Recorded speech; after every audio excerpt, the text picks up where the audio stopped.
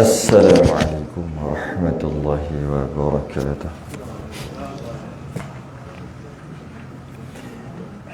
Innal hamdalillah nahmaduhu wa nasta'inuhu wa nastahdihi wa nastaghfiruh. Wa na'udzu billahi min shururi anfusina wa min sayyiati a'malina. Man yahdihillahu fala mudilla lahu wa man yudlil fala hadiya lahu. Asyhadu an la ilaha illallah wahdahu la syarika lah. Asyhadu anna sayyidana Muhammadan abduhu wa rasuluh. Allahumma salli wa sallim wa barik ala sayyidina Muhammadin al-fatih lima ughliq wal khatib lima sabaq. Nasirul haqqi bil haqq wal hadi ila siratikal mustaqim. Sallallahu alaihi wa ala alihi wa ashabihi haqqa qadrihi wa miqdarihi al-azim. Allahumma nawwir bil kitabi basari wa atliq bi lisani shrah bihi sadri wasta'mil bihi jasadi wa hawlik quwwatika fa innahu la hawla wa la quwwata illa bik subhanaka la ilma lana illa ma 'allamtana innaka antal alimul hakim. Wa la hawla wa la quwwata illa billahil 'aliyyil 'azim. Amma ba'du. Alhamdulillah, kita sambung pengajian kita pada subuh ni. Kitab Majmu' Salasih Rasail pada risalah yang pertama, masih lagi risalah yang pertama. Kita berhenti membicarakan tentang mukhalafatuhu ta'ala lil hawadith. Kita tak habis lagi bab tu. Bab ni pun agak panjang sebenarnya. Sebab tu kalau kita perhati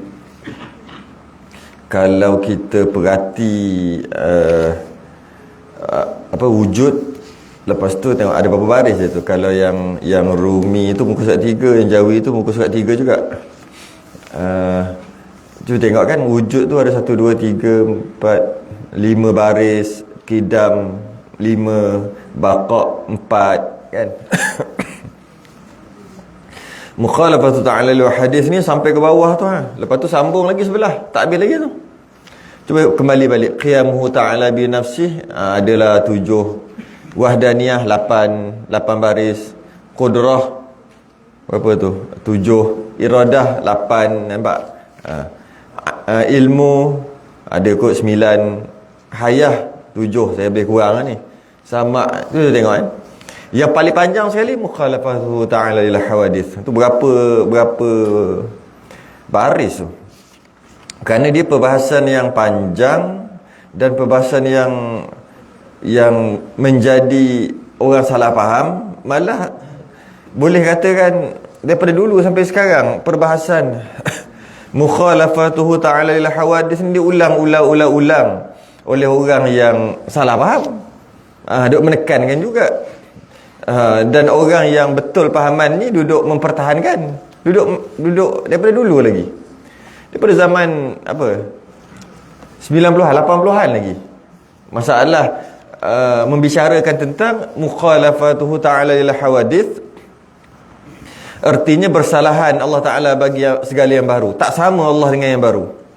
Tu dah pusing dulu sampai sekarang. Jadi kita bahas bab tu lah yang baru ni, yang mana kita dah faham satu persatu Allah ni tak sama dengan yang baru.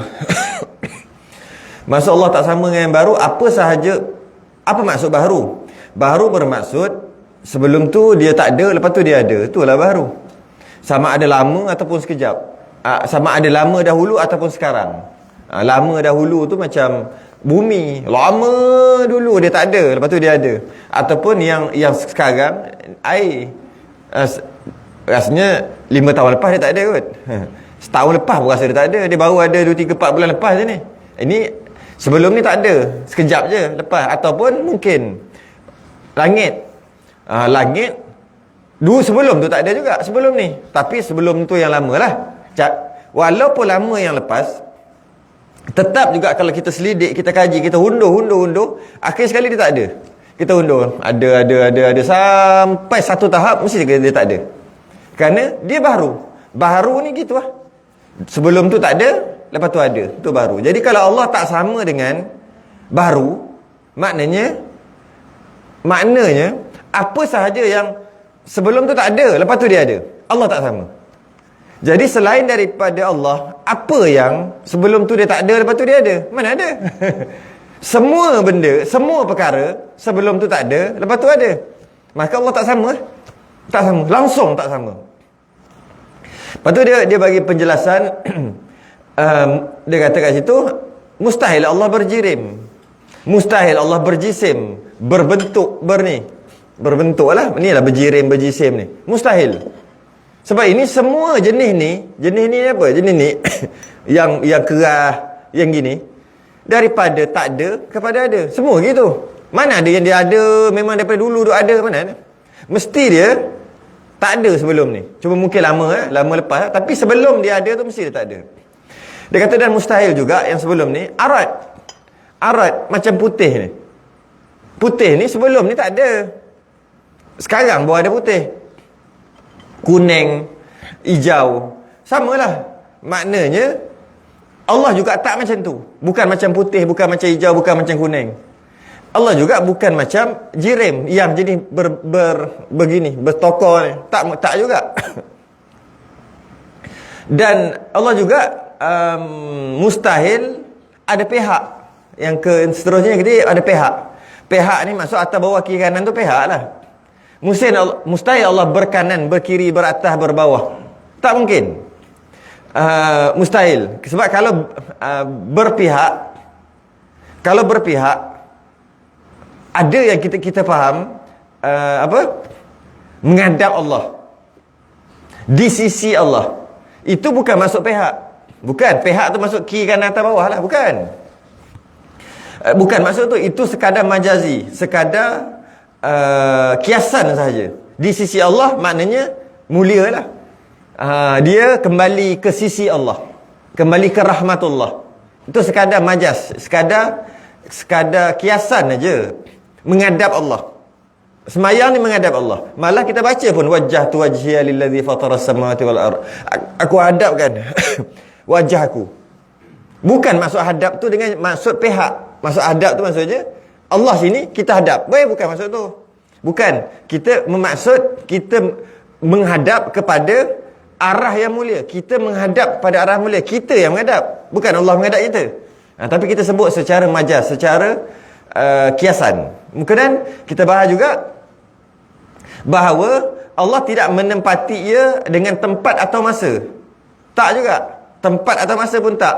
Maksud tempat atau masa, kalau kata Allah bertempat, tempat tu walaupun tempat tu tempat hebat sekalipun, contohnya Arash, tidak. Mustahil. Subhanallah. Sebab tu kita subhanallah. Sebab apa? Kalau kita tengok daripada atas, daripada awal, yakni mustahil atas Allah Ta'ala bahawa adalah ia berjirim. Mustahil. Kemudian, dan lagi mustahil Allah Ta'ala itu bahawa ia arat. Mustahil dua dah. Yang ketiga, mustahil Allah Ta'ala itu bahawa adalah pihak bagi jirim. Yang keempat, mustahil Allah Ta'ala, mustahil lagi Allah Ta'ala itu bahawa ada baginya pihak. Yang kelima, mustahil lagi atas Allah Ta'ala bahawa ia menempati ia dengan tempat atau masa. Akan datang ni, mustahil lagi. Mustahil Allah Ta'ala itu bahawa bersifat dengan kecil atau besar. Kita akan bahas lagi. Dan lagi mustahil lagi. Nampak? Mustahil sampai habis. Membicara tentang mukhalafatuhu ta'ala lil hawadith, mustahil. Kalau kita tengok, membicarakan yang lain, wujud qidam baqa yang sebelum ni, tambah lagi qiyamuhu ta'ala binafsi wahdaniyah qudrah, tak ada pun cerita mustahil gitu. Bila sebut mukhalafah aja mesti mustahil. Sebab tu kita baca subhanallah. Itu maksud subhanallah. Maksud subhanallah yang sebenarnya adalah mustahil ni. Mustahil Allah begini, mustahil Allah begini. Sebab tu kita kata subhanallah, maha suci Allah. Bila kita sebut maha suci Allah daripada ni berjirim, maha suci Allah daripada berarat, maha suci Allah daripada berpihak atau wakil kanan, maha suci Allah bertempat, maha suci Allah bermasa, maha suci Allah kecil, maha suci Allah besar, maha suci Allah mengambil faedah, maha suci Allah sebagainya. Sebab tu kita subhanallah. Jadi jangan kita subhanallah semata-mata, subhanallah semata-mata tanpa kita faham apa maksud subhanallah, ataupun kita cuma faham maha suci Allah. Maha suci apa benda? Nak sucikan Allah daripada apa? Ni. Sebab itulah bila nak menegur imam salah rakaat, kita sunat, orang lelaki sunat subhanallah kan. Jangan suka-suka subhanallah, batal sembahyang. Batal sembahyang kalau suka-suka subhanallah. Maksud suka-suka tu, imam naik rakaat kelima, kesian dia, lupa. Kita duduk tahiyat ni, kita tak boleh naik rakaat keempat, makmum tak boleh naik. Maka makmum tadi sunat tak wajib. Subhanallah. Ketika imam 3 rakaat, sepatutnya 4, dia 3 dah tahiyat. Kita dah naik siap-siap dah 4. Kesian imam ni. Baru 3 dah tahiyat, lupalah tu. Kita sunat, makmum lelaki sunat subhanallah, tak wajib.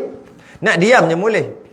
Naik tu diam-diam je. Tunggu je imam naik balik. Kalau dia salam, mufarakah, teguhkan sembahyang. Tak wajib subhanallah. Kenapa tak wajib? Kalau wajib, silat-silat semua boleh jadi batal. Sebab apa boleh jadi batal? Dia akan menegur imamnya subhanallah. Masuk pekah sikit. Ini tauhid masuk pekah. Dia sunat menegur imamnya subhanallah. Subhanallah. Bila dia tegur subhanallah, apa tujuan? Dia kata subhanallah. Sedangkan dia sepatutnya dia baca Fatihah mungkin. Tiba-tiba dia berhenti baca Fatihah, dia subhanallah. Kenapa dia subhanallah? Sebab dia nak tegur imam, batal sembahyang. Tak boleh. Dia kena niat zikir. Soalannya macam mana nak niat zikir sedangkan niat dia nak tegur imam? Subhanallah, macam mana nak niat zikir? Kalau niat zikir baru tak batal. Kalau tak reti, jangan subhanallah. Batal, sia-sia je sembahyang. Sembahyang makmum ni, imam tak batal sebab dia terlupa. Lepas dia bagi salam nanti, baru dia batal. Kalau dia 3 rakaat, sepatutnya 4, dia masa dia bagi salam tu, baru dia batal. Selagi dia tak bagi salam, dia tak batal sebab dia terlupa. Berterlupa mana batal. Kalau dia naik rakaat yang kelima, dia tak batal sebab dia lupa. Makmum yang subhanallah yang batal sebab tak reti subhanallah. Kemudian imam tadi rukuk, i'tidal, sujud rakaat kelima, tak batal. Tahiyat tak batal, bagi salam tak batal, lepas tu tak sujud sahwi, tak batal. Imam sah walaupun dia sembahyang 5 rakaat sebab dia lupa. Makmum yang 3-4 orang, 5-6 orang subhanallah, dia semua batal. Jika dia tak faham macam mana cara untuk menyebut subhanallah. Dia kena niat zikir. Tapi macam mana nak niat? Sahaja aku nak sebut subhanallah kejap lagi dengan niat zikir subhanallah gitu. Jadi juga niat nak tegur imam. Tak boleh nak berlakon macam mana? Sekejap, zikir kan? Zikir ni bukan tegur imam ni. Ni bukan tegur imam ni. Ini zikir subhanallah. Tegur imam juga. Macam mana nak buat? Maka ni. Sebab tu kena belajar mukhalafah. Belajar mukhalafatuhu ta'ala lil hawadith. Kita faham subhanallah tu maksud apa? Ketika kita sebut dekat imam tu subhanallah, kita sebut sebab nak tegur imam tadi, niat kita zikir masa tu tak batal. Macam mana? Sebab tu walaupun bab ni bab tauhid, saya terpaksa masuk fiqh sikit, benda ni penting juga.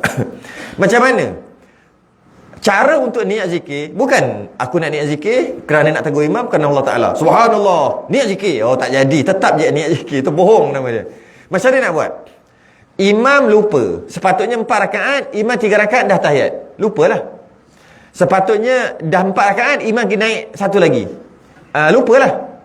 Imam tak sujud 2 kali, sujud sekali, contohlah. Semua tu kena tegur tu, semua tu sunat tegur imam. Maka imam melakukan kesalahan yang mana tak sepatutnya imam buat sebab imam lupa. Macam mana nak niat zikir? Niat gini. Imam lupa. 3 pergi buat 4. 4 pergi buat 3. 4 pergi buat 5. Itulah salah. Sepatut sujud 2 kali, pergi sujud sekali. Buatlah masalah apa? Sepatut baca Fatihah, imam tak baca Fatihah. Sepatut baca Fatihah 7 ayat, imam baca 6 ayat aja. Tak kisahlah yang menyebabkan imam tu batal lah kalau sengaja. Okey, imam lupa. Kita dah naik dah ni. Kita imam lupa. Maka kita bila kata imam lupa, kita bayangkan atau kita terfikirkan Allah lupa. Imam lupa, Allah lupa. Macam mana kita nak bersihkan Allah daripada sifat yang tak layak, iaitu lupa? Mustahil Allah lupa.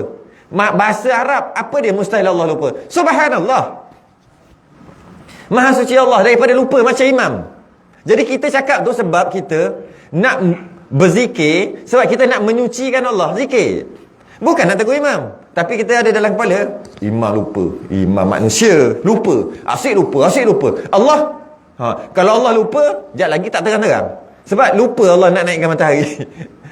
Jadi bila Allah lupa, macam soal, imam lupa, Allah lupa. Tak. Kalau taknya tu batal. Sebenarnya sebab cakap tak.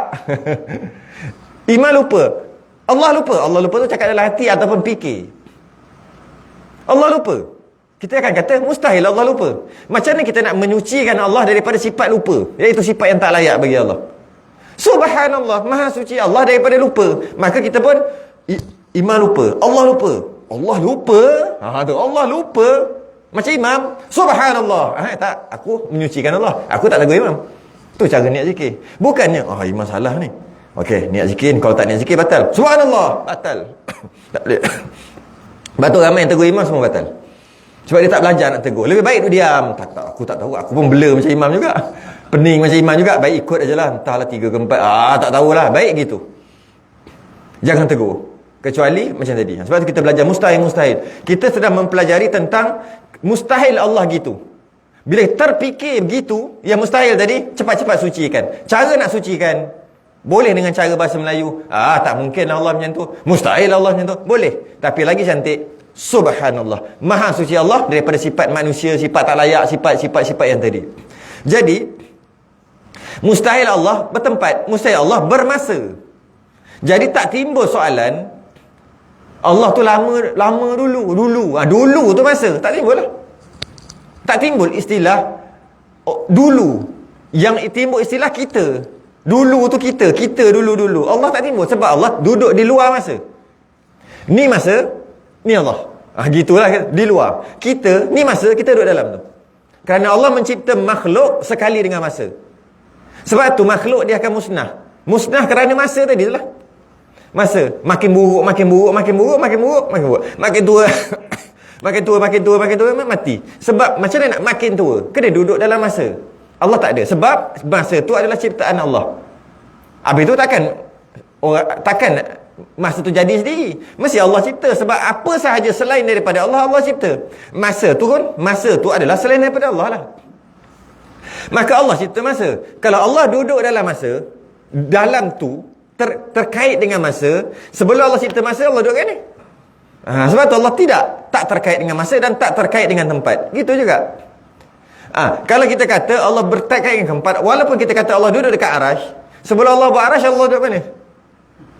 Sebab tu Allah tidak. Sebab tempat tu adalah bukan Allah. Bila bukan Allah, Allah cipta.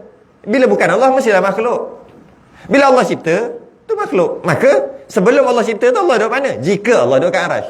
Jadi pelik-pelik Sebelum Allah duduk dekat arash, Allah duduk kat udara. Dia jadi pelik-pelik dah. Sebab nak membenarkan Allah duduk kat arash tu, nak membenarkan tu jadi pelik. Sebab Ar-Rahmanu 'alal 'arsy istawa, dia pergi menafsirkan dengan lokasi, dengan tempat. Sedangkan banyak ayat lain yang menandakan lokasi juga. Ar-Rahmanu 'alal 'arsy istawa, kalau kita faham lokasi, iaitu Allah duduk dekat arash. Macam mana dengan ayat Quran yang lain? Wa idza sa'alaka 'ibadi fa inni qarib. Bila hamba-Ku bertanya padamu ya Muhammad, mana Tuhanmu, mana Allah, katalah aku hampir. Pula dah kejap duduk kat arah tu. Kejap hampir duduk kat kita pula. Kejap atas, kejap kita. Tu ayat tu macam mana? Ayat lokasi ke? Kalau itu ayat lokasi, arash tu ayat lokasi, yang tadi tu pun ayat lokasi, iaitu Allah duduk dekat dengan kita. Macam mana dengan ayat lain? Wa nahnu aqrabu ilaihi min hablil warid. Lebih dekat daripada urat leher ni. Kejap duduk kat tepi, kejap duduk sini pula. Lepas tu kejap duduk arash. Sebab tu bukan ayat lokasi. Macam mana dengan ayat walillahil masyriq wal maghrib fa aina ma tuwallu fa thamma wajh Allah. Sesungguhnya timur dan barat semua adalah milik Allah. Kat mana kamu berhadap, di situ Allah. Pula dah. Tadi kat arash, tadi kat Silahir, lepas tu dekat tepi pula, lepas tu dekat mana-mana pula. Dekat timur barat. Ketika Nabi SAW dengan Sayyidina Abu Bakar dalam gua ketika hijrah, bila Sayyidina Abu Bakar rasa risau, Nabi kata, la tahzan innallaha ma'ana. Dalam Quran juga, jangan risau, Allah bersama kita. Duduk dalam gua pula. Berapa banyaklah Allah duduk. Jika ayat itu ayat lokasi. Bila dah kejap duduk situ, kejap duduk sini, itu tak kira Allah turun 1/3 malam.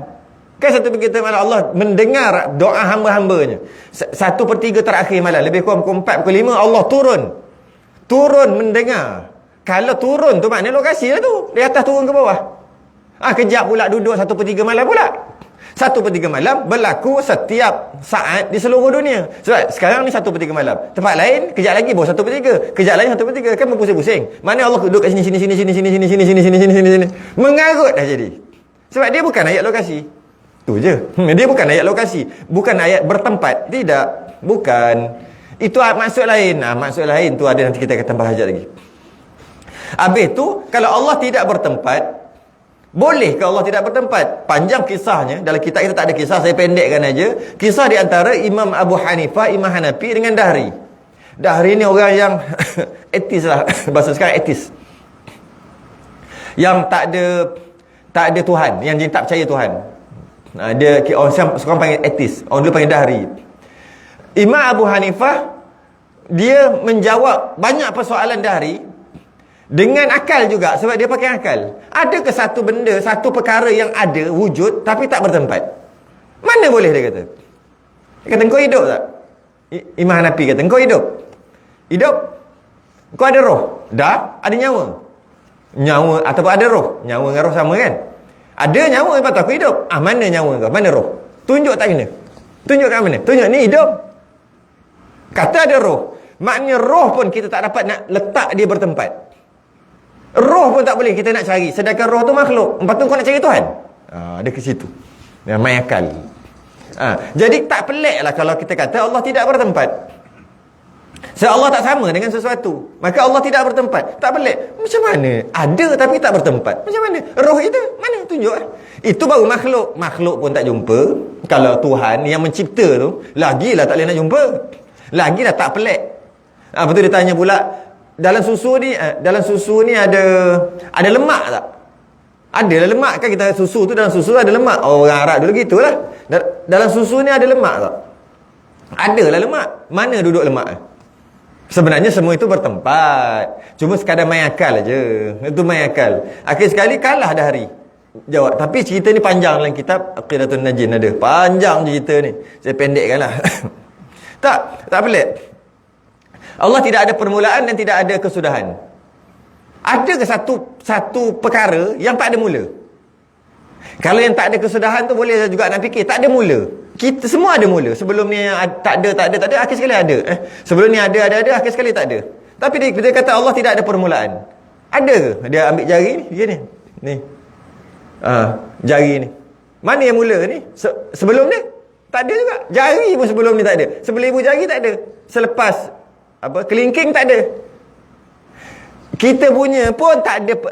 Tangan kita pun tak ada. Maksudnya daripada ibu jari ni, sebelum dia tu tak ada.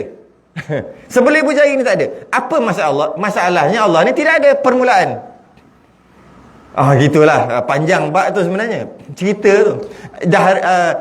Imam Abu Hanifah, Imam Hanafi menjawab satu-satu soalan Dahri. Satu-satu. Last sekali dia kata, last, ni soalan terakhir dah. Semua boleh jawab. Semua Imam Abu Hanifah boleh jawab. Waktu tu umur 9 tahun. Last sekali, Allah tengah buat apa? Last sekali.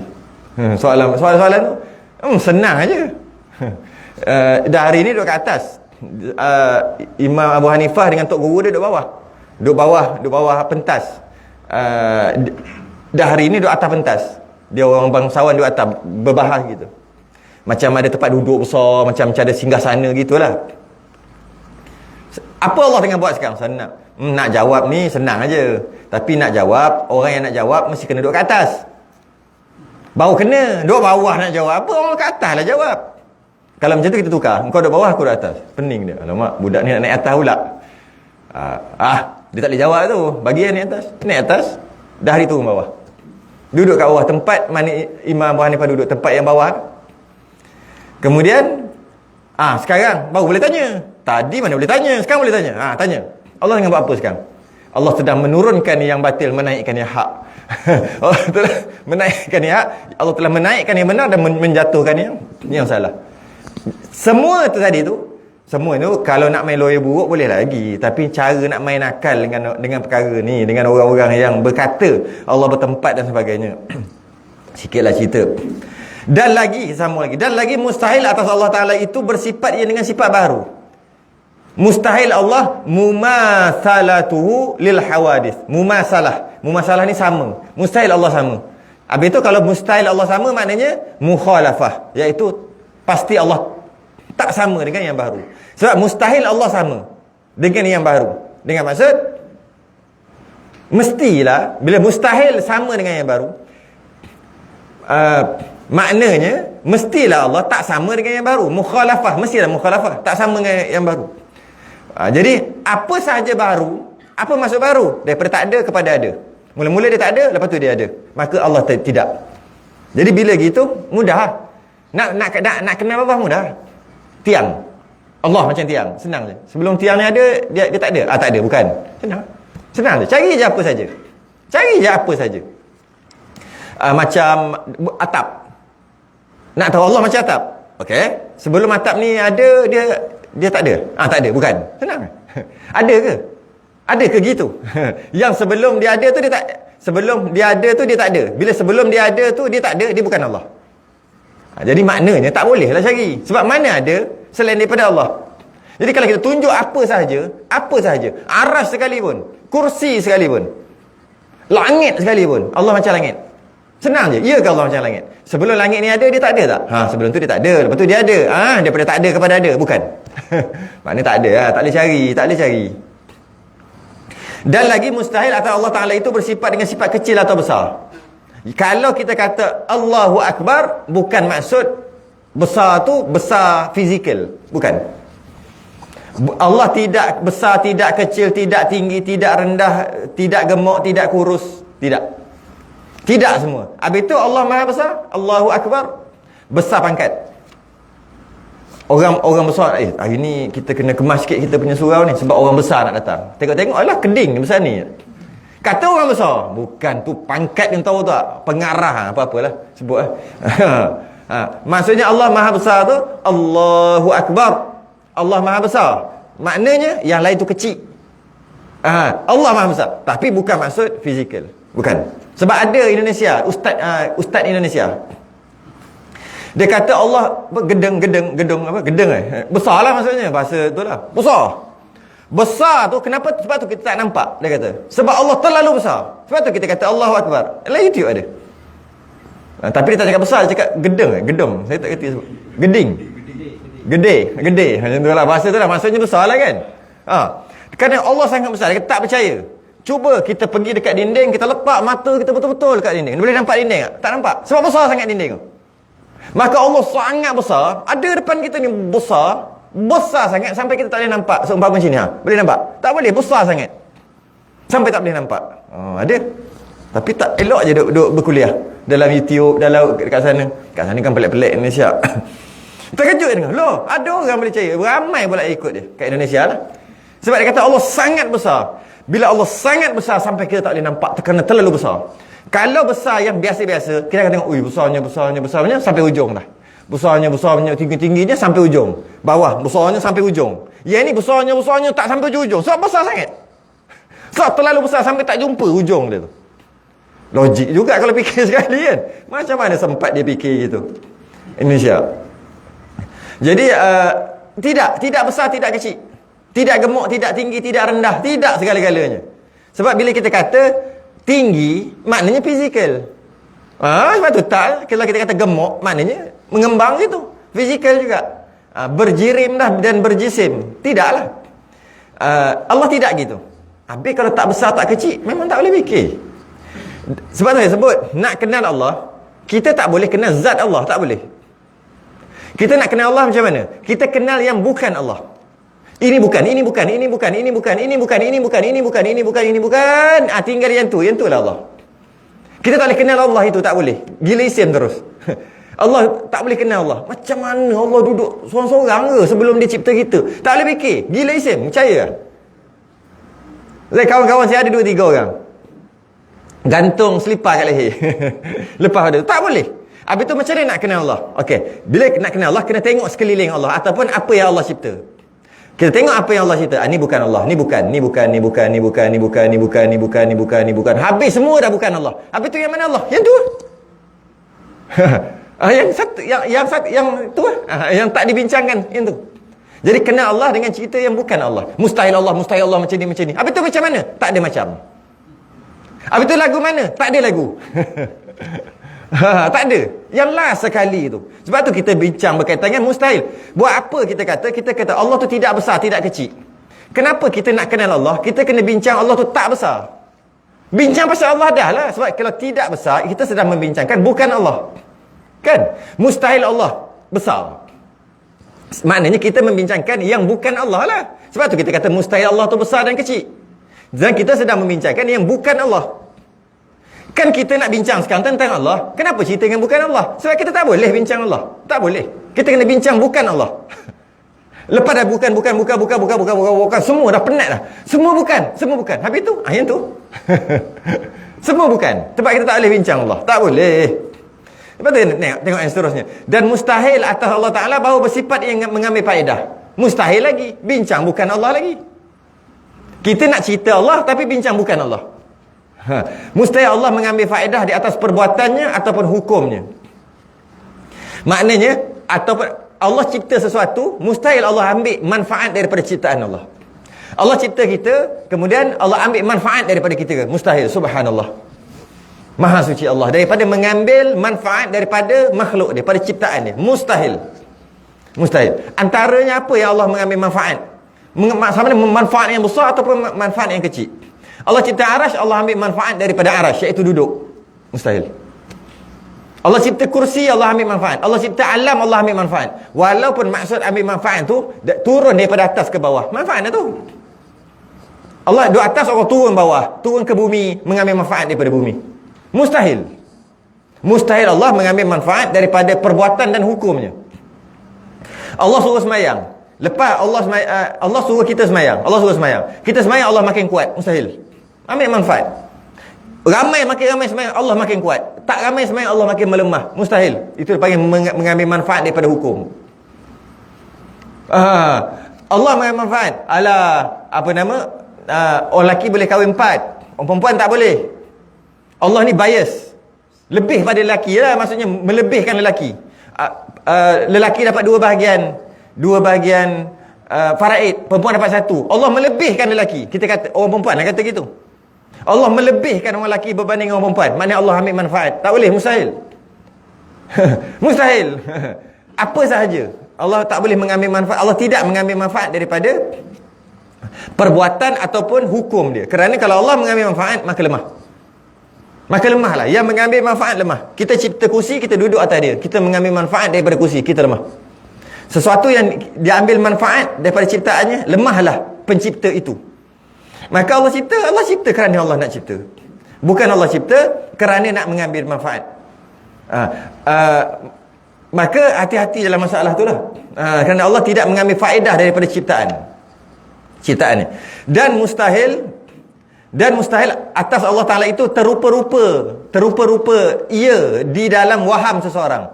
Dan dalam waham, bayangan, imagine. Mustahil. Apa sahaja yang terimagine, bukan. Senang aja. Okey, macam mana nak tahu Allah? Okey, bayang. Semua yang bayang, semua bukan. Habis tu, tak ada. Tak boleh. Tak boleh. Jadi, habis kalau macam tu, tidak berjirim, tidak berjisim, tak besar, tak kecil, tak gitu, tak gini, tak macam, semua tak. Habis tu macam mana Allah? Akal manusia tak dapat menjangkau hakikat Allah yang sebenar-benarnya. Malah ayat-ayat para ulama, al-ajzu anil idrakun. Lemah daripada berfikir, lemah daripada nak mengenal Allah, maka kenal Allah. Selagi tak lemah, selagi tu tak kenal Allah. Dah tak tahu dah. Semua dah. Yang bukan Allah semua dah bincang. Allah je belum bincang lagi. Semua yang bukan mustahil. Habis tak reti dah. Habis tu macam mana Allah? Okey, dah kenal Allah dah. Lepas dah lemah, surrender. Dah tak boleh dah. Dah tak lagi dah. Maka waktu tu kenal Allah. Al-ajzu 'anil idrakun. Lemah daripada memahami Allah ni, maka faham, maka kenallah Allah. Antara lemah nak memahami, sebelum Allah cipta semua makhluk, Allah duduk dia je lah. Kita seorang-seorang, orang kampung panggil seorang-seorang. Bukan Allah tu orang, cuma nak beritahu Allah saja. Seorang-seorang je Allah. Dia tak boring ke? Mesti boring kan? Tak lagi. Kenal lah tu. Tak boleh fikir. Habis duduk seorang-seorang duduk gitu je. Tak boleh pergi. Habis tu tak boleh pergi dah. Jangan pergi, cukup.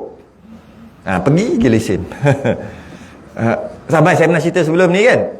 Dalam syurga boleh melihat Allah. Macam mana kalau nak melihat mesti di depan? Tidak, bukan di depan. Habis tu nak melihat macam ni kalau bukan di depan? Terbayang. Bukan juga.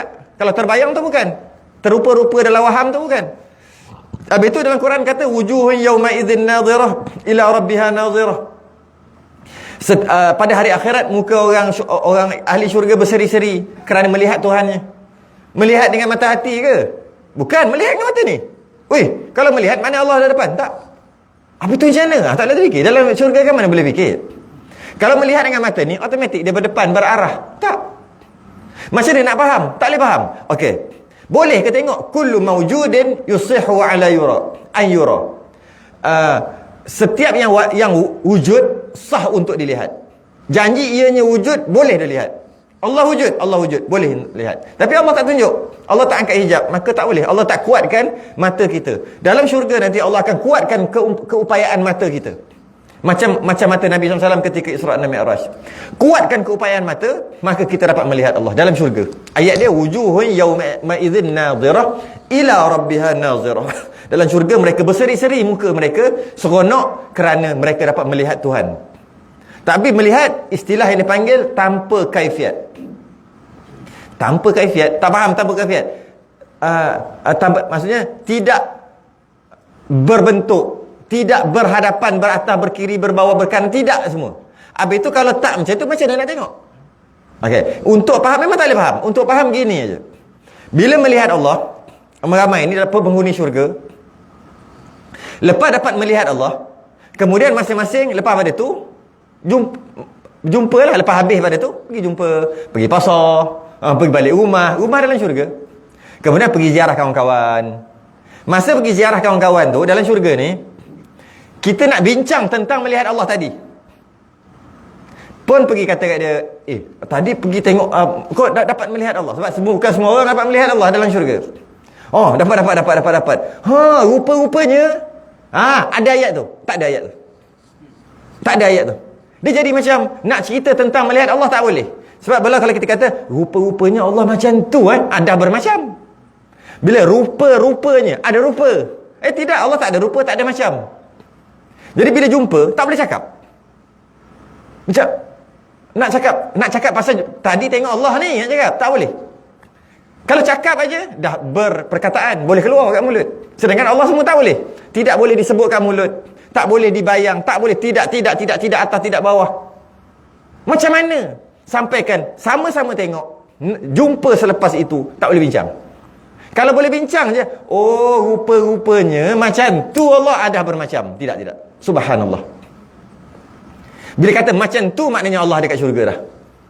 Sedangkan Allah tidak bertempat. Syurga tu kan tempat. Tidak. Syurga pun tidak. Habis tu, tak habis. Habis tu tak habis. Macam mana? Tak macam. Lagu mana? Tak ada lagu. Tak ada boleh, tak boleh lagi. Sebutlah apa pun, semua tidak. Dia panggil tidak berkaifiat. Tak boleh nak fikir, tak boleh. Sampaikan walaupun sama-sama tengok, bila jumpa sama-sama dia, tak boleh nak cerita. Sebab kalau cerita je, dia telah boleh keluar dekat perkataan. Maka Allah dah sama macam makhluk. Dah boleh teringat bestnya tengok Allah hari tu. Dah ada dalam kepala dah. Mustahil, subhanallah. Itulah kita nak faham, tak bolehnya kita faham tentang Allah. Dan itulah nak beritahu al-ajzu anil idrak. Tak, lemah akal kita. Tak boleh nak gira. Itu dia panggil, maksudnya laisa kamislihi syai', tak sama dengan sesuatu. Mukhalafatuhu ta'ala lil hawadith, Allah tak sama dengan yang baru. Allah tak sama dengan yang daripada tak ada kepada ada. Apa sahaja daripada tak ada kepada ada, maksudnya dia telah dijadikan, Allah tak sama. Maka tak ada yang gitu selain pada Allah. Allah aja yang ada aja. Yang selain pada Allah semua tak ada, lepas tu dia ada. Semua gitu. Maka tak boleh. Tak boleh fikir, tak boleh gitu. Jadi, saya dah bagi beberapa dalil akal untuk kita berfikir macam mana kita nak kaitkan Allah ni tak sama dengan sesuatu dengan Allah mencipta bumi, mencipta alam ini. Disebut kat sini. Okey, kita kena undur balik sikit. Mukhalafatu ta'ala lil hawadith, Allah tak sama bersalahan Allah Ta'ala dengan segala yang baru. Lawannya bersamaan. Bersamaan ia bagi segala yang baru. Mustahil bersamaan. Mustahil Allah bersamaan. Wajib bersalahan. Wajib Allah tak sama dengan sesuatu yang baru. Bermula dalil bersalahannya itu baharu alam ini. Macam mana nak kait? Oleh kerana alam ini dijadikan, maka Allah tu tak sama dengan alam, dengan yang dijadikan. Macam mana kita nak kait? Jikalau bersamaan ia bagi sesuatu daripada baharu, maka tidak boleh ia menjadikan sesuatu daripada segala yang baharu ini. Kalau Allah pun sama dengan yang dijadikan, makhluk ni, kalau Allah pun sama yang dijadikan daripada tak ada kepada ada, kalau Allah sama, maknanya Allah tak boleh cipta alam. Kat mana kaitan tu? Kaitan yang saya ulang ayat tu lah, ayat sama je. Kat mana kaitan Allah kalaulah Allah sama macam boleh fikir yang mana macam makhluk daripada tak ada lepas tu ada, macam tu juga Allah. Jika Allah macam tu, Allah tak boleh cipta alam ni. Kita faham benda tu, tapi kat mana kaitan dia tu? Kaitan macam kita kata, macam kita dah bahas sebelum ni, baqa, Allah itu kekal. Allah itu kekal, kan? Allah itu kekal. Kalaulah Allah tak kekal, Allah tak boleh buat alam ni. Kalau Allah tak kekal, Allah binasa, Allah tak boleh buat alam ni. Memang kita tahu gitu, tapi kat mana hubung kait dia? Kan kita dah bincang sebelum ni. Allah itu kekal.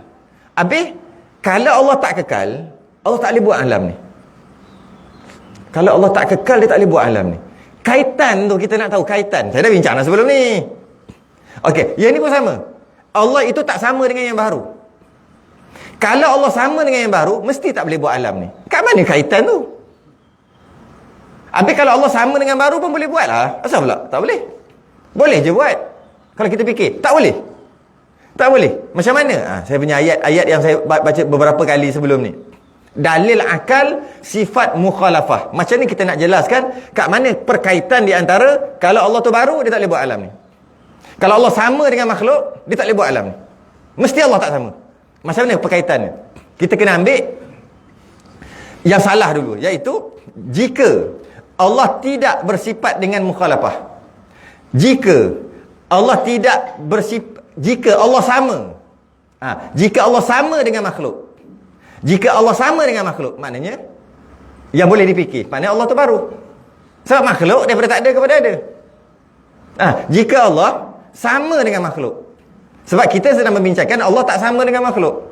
Apa saja yang diciptakan Allah tak sama gitu. Macam mana kalau Allah sama? Mari kita tengok. Jika Allah sama dengan makhluk, bila Allah sama dengan makhluk, makhluk tu baru, maka Allah baru. Daripada tak ada kepada ada. Jadi jikalau Allah baru, mesti Allah lemah. Sebab baru-baru ni sifat lemah.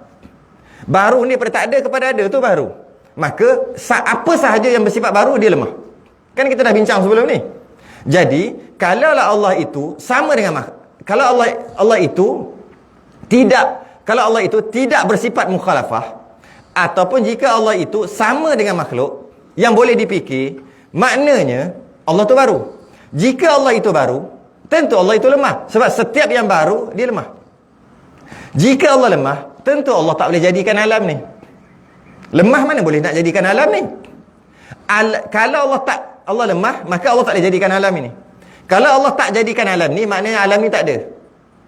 Hukum alam ni tak ada adalah mustahil. Mustahil kan? Hukum alam ni tak ada. Apakah hukum alam ini tiada? Mustahil. Sebab alam ni dah ada. Macam mana kita nak kata alam ni tak ada, sedangkan alam ni kita duduk atas alam. Malah kita pun alam. Maka hukum alam ni tak ada, tak wujud, hukumnya mustahil. Sebab alam ni dah ada. Kalaulah nyata daripada adanya alam ni, pastinya Allah yang cipta alam. Bila Allah cipta alam, maknanya Allah berkuasa cipta alam. Bila Allah berkuasa cipta alam, maknanya Allah tak lemah. Dia berkuasa tak lemah lah. Bila Allah itu tak lemah, maka tentulah Allah itu tidak baru. Sebab setiap yang baru dia lemah. Kalaulah Allah itu tidak baru, tentulah Allah itu mukhalafatuhu ta'ala lil hawadis. Itu kaitannya. Kena fikir, kena renung. Dalam bab memahami ketuhanan, dia kena fikir, kena renung. Kalau tidak, tak dapat. Dia tak macam pekah. Pekah batal wuduk, ambil sembahyang, basuh muka, tangan, kepala, kaki, dah. Tak payah fikir pun tak apa. Kalau fikir bagus, tak fikir pun tak apa. Sembahyang maghrib 3 rakaat, tak payah fikir. Sembahyang maghrib ada tahiyat awal, ada tahiyat akhir. Sunat buat tahiyat awal, wajib buat tahiyat akhir, tak payah fikir. Balik rumah terus amal aja. Tapi bab ketuhanan kena fikir. Macam mana nak kaitkan yang terakhir? Macam mana nak kaitkan? Jika Allah itu sama, Allah itu tidak bersalahan, atau Allah itu sama dengan makhluk yang boleh dipikir-pikir, boleh dibentuk-bentuk, boleh di depan belakang macam kita juga, maka Allah tak akan boleh buat alam ni. Perkaitan tu macam mana? Kalau Allah tidak bersifat dengan sifat mukhalafatuhu ta'ala lil hawadith, tentu Allah akan bersifat dengan makhluk. Sebab lawan mukhalafah adalah mumatsalah, iaitu makhluk.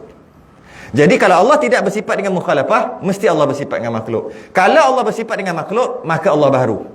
Sebab makhluk ni baru. Kalau Allah itu baharu, tentu Allah lemah. Sebab setiap yang baharu pasti lemah. Kalau Allah itu lemah, Allah tak boleh jadikan alam ini. Kalau Allah tak boleh jadikan alam ini tak ada. Hukum alam ni tak ada adalah mustahil. Kerana alam ni dah ada, kita duduk atas alam, malah kita pun alam. Jadi maknanya alam ni dah ada. Nyata daripada adanya alam ini, maknanya Allah jadikan alam ini. Maknanya Allah telah menjadikan alam ini. Bila Allah telah menjadikan alam ini kerana alam ini telah ada, bermakna Allah berkuasa. Bila Allah berkuasa, maknanya Allah tak lemah. Bila Allah tak lemah, maknanya Allah tu tidak baharu. Sebab yang baharu tu lemah. Bila Allah itu tidak baharu, pastinya Allah itu tak sama dengan yang baharu, iaitu mukhalafatuhu ta'ala lil hawadith. Tu cara nak faham. Saya akan ulang ni 20 kali. Sebab 20 sifat. 20 kali. Tapi tukar kepada sifat yang lain. Sifat yang lain. Macam tu kita dah bahas sebelum ni. Wujud, qidam, baqa', mukhalafah. 4 ni. Semua menggunakan hujah yang sama gitu tadi. Nak kaitkan, sebab tu kalau kita tengok dalil wujud, apa dalil wujud? Adanya alam ini. Dalil qidam, dalilnya baharu alam ini. Baharu tu ada alam ni. Dalil baqa', baharu alam ini. Mukhalafah, baharu alam ini. Qiyamuhu ta'ala binafsi, baharu alam ini. Wahdaniyah, baharu alam ini. Qudrah, baharu. Semua dengan satu alasan, dengan satu dalil, iaitu sifat-sifat Allah tadi dengan satu, iaitu baharu alam ini. Tak faham baharu alam ini, tukar bahasa sekarang. Alam ni dah ada. Alam ini telah diciptakan. Itu baharu alam ini. Itulah. Allah tu wujud, apa dalilnya? Alam ni ada. Allah itu qidam, ya, apa dalilnya? Alam ni ada. Allah itu tak sama dengan makhluk, ya, tak sama dengan makhluk, apa dalilnya? Alam ni ada. Allah itu semua. Cakaplah apa-apa, mana-mana sifat pun, dalilnya satu je. Dalilnya baharu alam ni. Alam ni ada. Alam ni ada, alam ini. Cuma kaitannya yang tadi tu. Kaitannya yang tadi tu, wallahu a'lam, akan datang masuk qiyamuhu ta'ala binafsih. Yang ni pendek aja. Dengan wahdaniyah kita boleh sekali kan kot. Nanti tengoklah macam mana. Wallahu a'lam. Kita tangguh dulu. Kita sudahi dengan tasbih kafarah dan suratul. Subhanakallahumma hamdik.